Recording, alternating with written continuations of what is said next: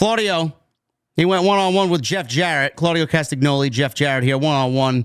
If Jeff Jarrett beat Claudio, he would get a world championship opportunity at a later date against Jon Moxley for the AEW world title that we haven't seen since October because it's held in a briefcase that Marina Shafir is carrying around.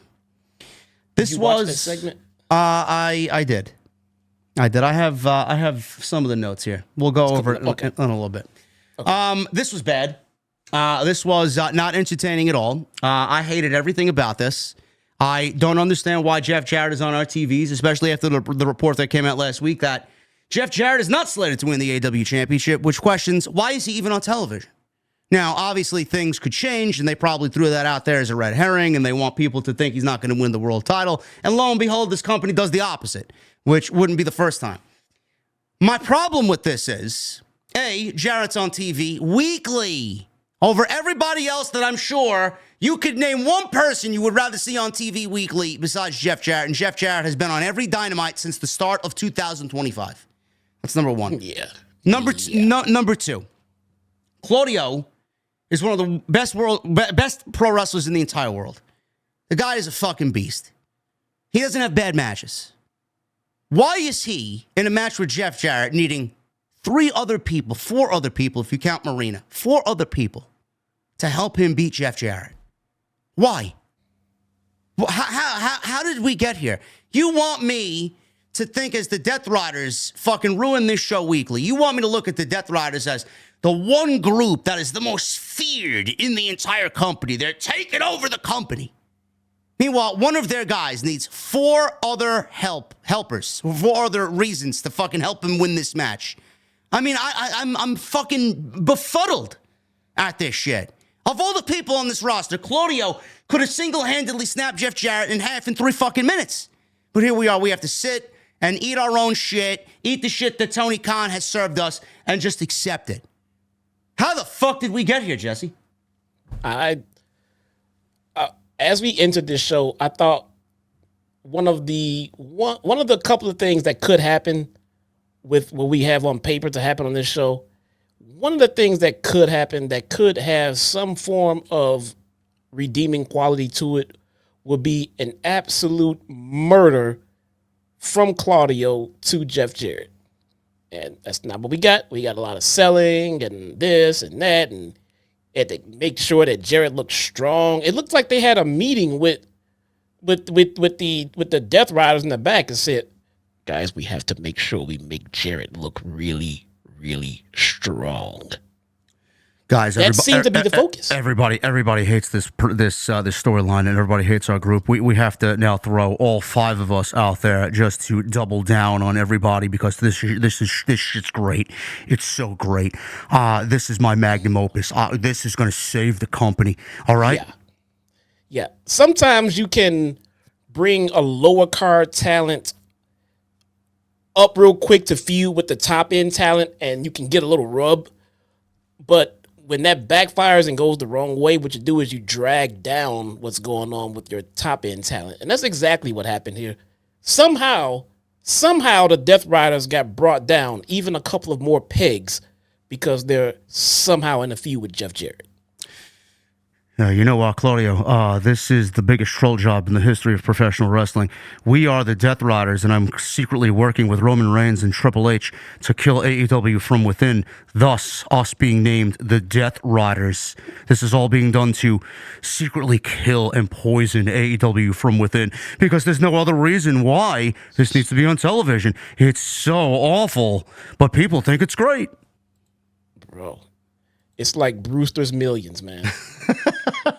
I said this on Twitter. This whole thing with AEW and Tony Khan, it feels like Tony Khan is in the middle of the movie Brewster's Millions. If you've ever heard of it, you know exactly what I mean. Tony Khan is on a mission to spend as much money as humanly possible, but he can't tell anybody about it. It's going to look really ridiculous, but if he pulls it off, then he gets a lot more money. He looks like Brewster's Millions. No one can accurately explain why he's making the decisions that he's currently making. It looks like he is trying to give away everything. This was bad. This was bad. Jarrett worked on the leg. I don't want to see Jeff Jarrett working on a leg in 2025. He missed an enziguri. Claudio did the giant swing. Claudio started selling the leg and applied a sharpshooter on Jeff Jarrett. Jarrett somehow reversed the sharpshooter into a sharpshooter of his own. Wheeler Useless slid a chair into the ring. This is 2 times we've seen Wheeler Yuta on this show. We saw 25 minutes of Wheeler Yuta on television tonight. You believe that?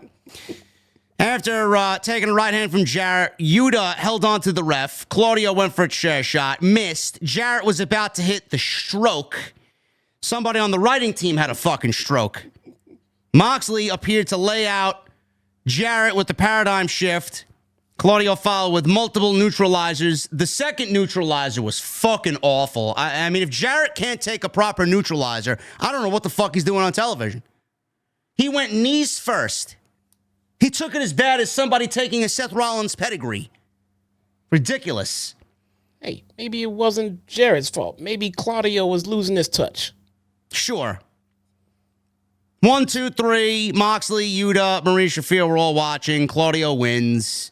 They all joined Claudio and stormed through the crowd after the pinfall here, and that was basically it. They cheated. It took all of the Death Riders to beat lowly Jeff Jarrett. Post-match, Jarrett slowly recovering. Crowd is chanting for Jeff Jarrett. MJF's music hits. He comes on out. MJF has a microphone. He ran through Jarrett with a right hand, picks up the microphone, and says that he respects his elders. So he's not going to say, he told you so, but he told you so. MJF walked to the back, and Jarrett was left unconscious in the ring. Now, where was Jarrett's? Jarrett has made a career out of cheating and having his associates and his people come out and help. Yeah, and his guitar. Yeah. Where was Satnam? Where was, I mean, what happened to his crew? Magically disappeared, bro. They got the whole Death Rider crew out there just ripping this guy off. What the fuck, man? No Jay Lethal, no Satnam Singh. Where's his crew? I don't know. I don't even know where we go with this. What comes out of this? Again, there's only 2 things that happen here. Clearly, it would have been a problem if Jeff Jarrett beat Claudio, which I'm thankful that they did not actually go and do that, because that would have been fucking terrible. So I'm glad that they actually went with the right decision. The match shouldn't have taken place, but at least we got the right outcome here. Now, where do we go from here? It's still one of 2 situations. Does Jeff Jarrett wrestle MJF? Does he beat MJF? And seeing that he got screwed out of this match with Claudio, and he's not going to get a championship match against Jon Moxley, does he wrestle MJF one-on-one? And does he beat MJF and get a championship match against Jon Moxley? I'm assuming if this happens, it would happen at Revolution, because there's no other match for either guy going into Revolution. So that's number 1. Number 2, does Jeff Jarrett and MJF link up, and does MJF guide Jeff Jarrett to the championship, only for him to get the championship match and then fuck him in the end, and then we get then we get MJF versus Jeff Jarrett in some fucking match at Double or Nothing, or whatever the case may be. I don't know where we go, Jesse. How you thinking about this? Where does this go with MJF and Jeff Jarrett? I resent the fact that we're sitting here trying to fantasy book what's going to happen with Jeff Jarrett in 2020. Listen, this is the cards that we've been dealt, brother. I wholeheartedly, really resent that fact. That is messed up, man. Not only do I don't know, but I really don't care. I care less than everybody here that cares, and no one here cares either. I don't want to see MJF and Jeff Jarrett in a match. I don't even want to see them in the same segment. Nobody cares. I mean, just straight up Britt Baker this shit. No one cares, dude. Jeff Jarrett has no reason to be on television. And I need to put this back in there. I know we get viewers and people backstage who will hear this and not shit that I've said weeks upon weeks upon weeks in the past. I think Jeff Jarrett is a phenomenal asset to this company. They're lucky to have him. He needs to be in a backstage role. Management, creative, anything. Just not on television. I enjoyed his work and you know, along his career, all that stuff. Now is not the time. We need him more backstage. We need the young guys on television We need to be pushing new people in the same exact spot that Jeff Jarrett is in right now, in a journey or a quest to try to get to the world title. I don't know. I forgot to mention there was a backstage promo with Renee and MJF, and Adam Page was looking for Swerve Strickland. He went into Swerve's locker room, wasn't there. That was interesting because I want to know what Adam Page has to say to Swerve Strickland after all these months of them doing nothing on television. So when Hangman Page stormed by MJF, he bumped into him, and they looked at each other for a momentary second, and then Adam Page went to go about his business. MJF was left there talking to himself. He mocked how Page is acting like he's king shit around here, called him hypocritical. MJF kept talking to himself before Renee says, "Excuse me, Max." He apologized, and he said that's just the ADD.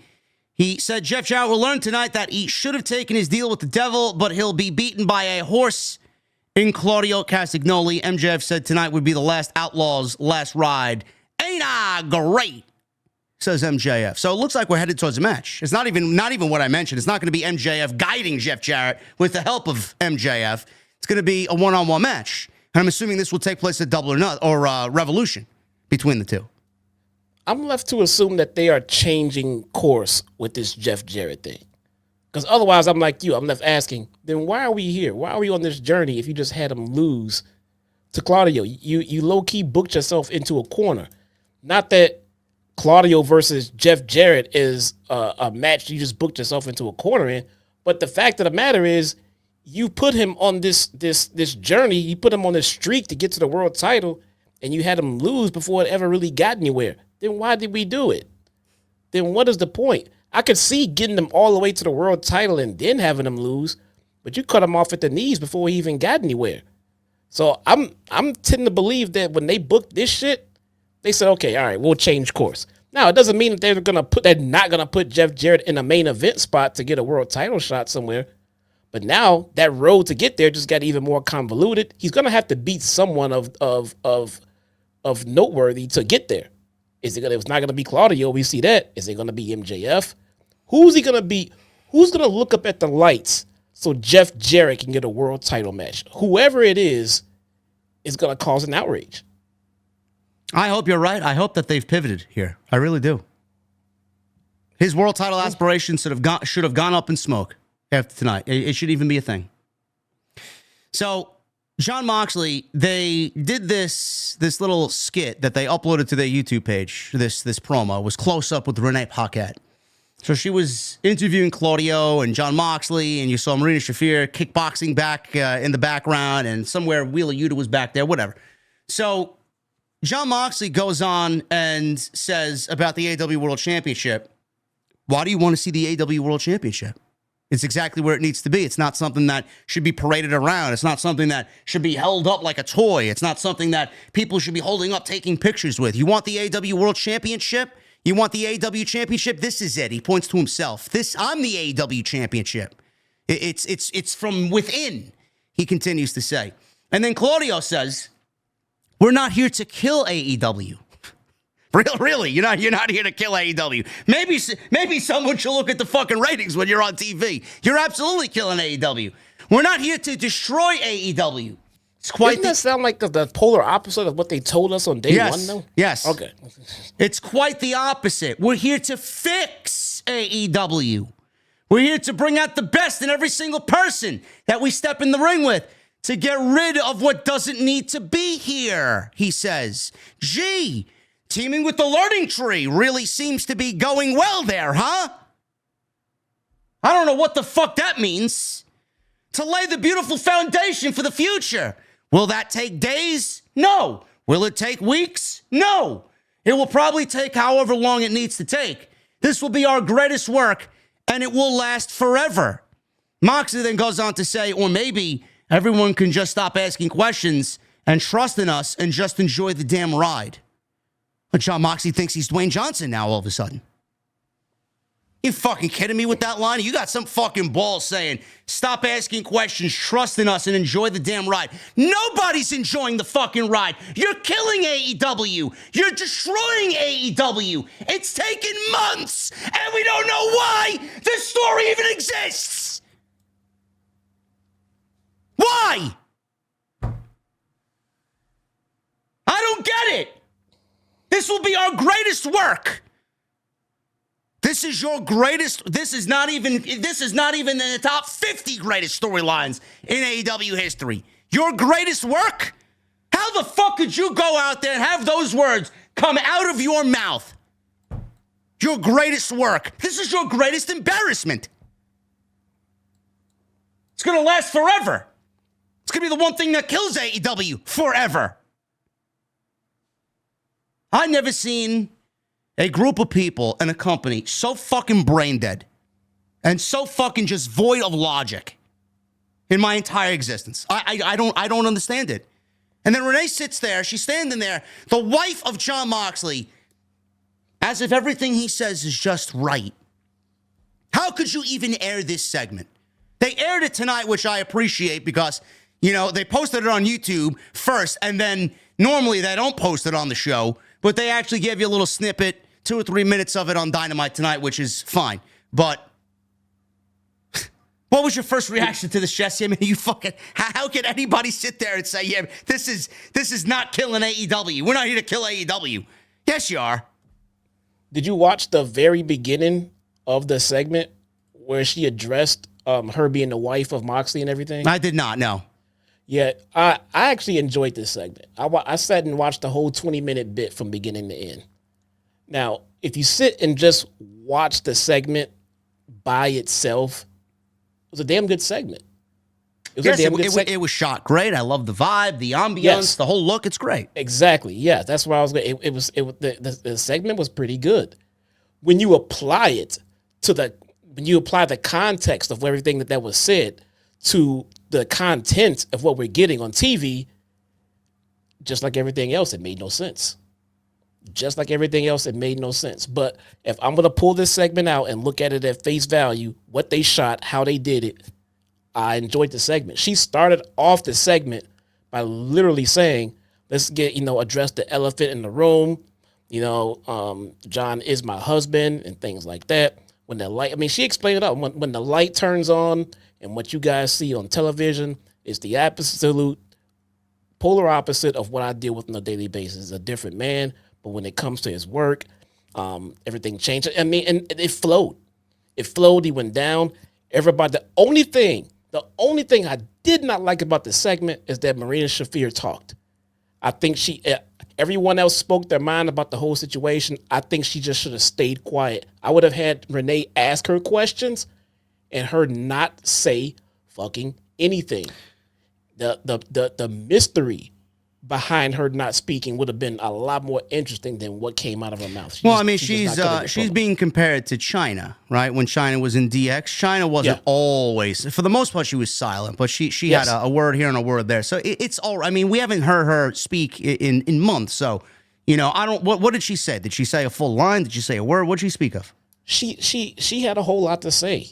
She spoke a lot. It wasn't. If it was a must that she would have spoke, I would have kept it to one word answers, yes or no, me mug.